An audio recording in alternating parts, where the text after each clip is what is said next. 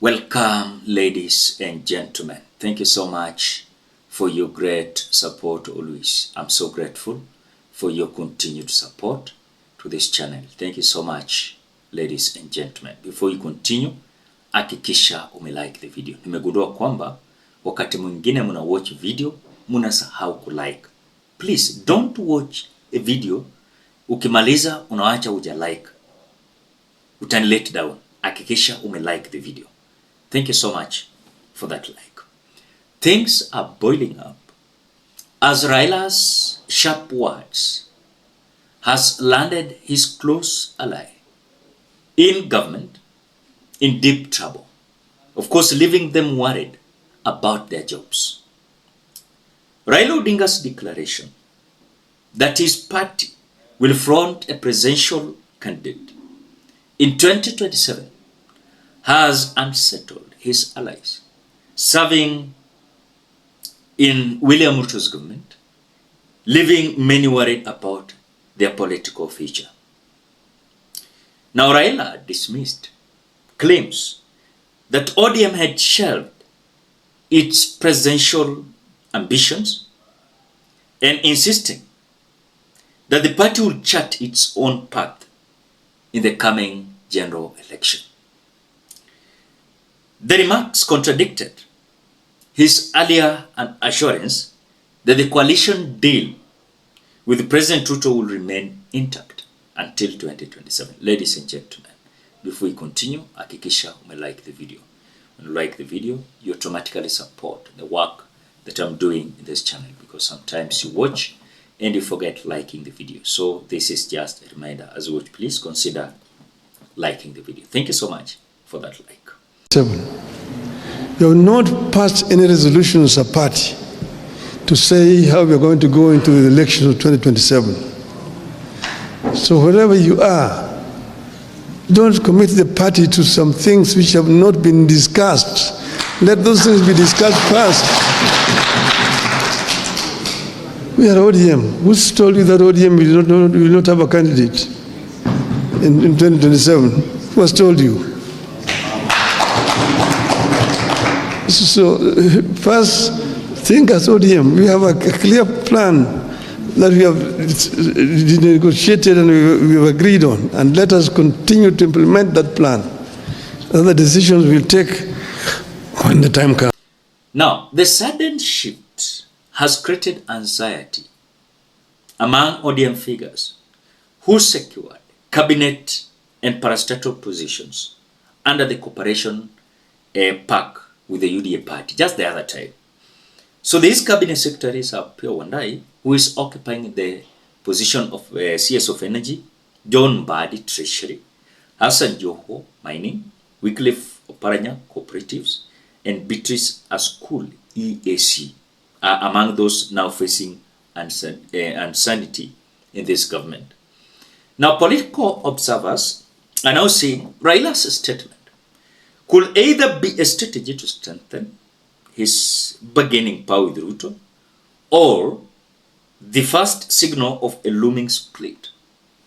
And Baba has left his allies in a tight spot, not knowing whether they are in the government or they are outside the government. Some appointees hinted at defying Raila should he withdraw from the park, arguing their loyalty now lies with the national service rather than party politics. When you look at also this issue, when Raila is saying that they are of course having their own path come 2027, does it mean they are leaving and abandoning William Ruto? And what is the essence of that? Number one, Raila is trying to notify William Ruto that, listen, I'm still controlling a percentage of crowd in this country. And that is why he came up with this so-called the 20th anniversary celebration of ODM party. And of course, you've seen this 20th anniversary celebration has backfired. Look at the scenario in Kisii and some part of the Republic of Kenya. You'll see Kenyans are staging a protest against the ODM party. At the moment he started using this scenario, and realizing that at the moment he joined William Ruto, this acted like a seal of rejection from common wananchi, who have always, of course, always supported this man. But wait, what about these CSS who are in the government? At the same time, Raila Odinga is announcing and declaring that he should not hear any member of parliament or any leader from ODM party to declare that they are going to support the so-called William Ruto if they have not resolved. Because as you speak, they are saying they have not resolved, of course, to support William Ruto actually. So all these things that you are seeing, Kenyans, it is giving the CSS of Raila Odinga who are in the government a lot of stress.